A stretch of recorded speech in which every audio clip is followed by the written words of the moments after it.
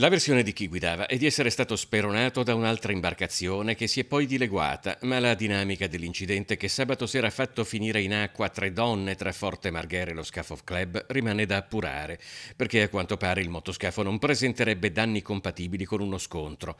In ogni caso le forze dell'ordine sono alla ricerca di testimoni che possano confermare o smentire la presenza di un'altra imbarcazione, perché gli inquirenti tenderebbero al momento a non escludere anche la possibilità che a far sbilanciare le passeggere possa essere stata una manovra azzardata o improvvisa. In ogni caso la barca sarà sottoposta a sequestro e a verifiche tecniche dalle quali potrebbero arrivare delle risposte. Delle tre donne finite in acqua, la più grave rimane ricoverata in terapia intensiva e la prognosi è riservata. Si tratta di una 58enne che ha riportato un trauma cranico ed è rimasta a lungo nell'acqua fredda.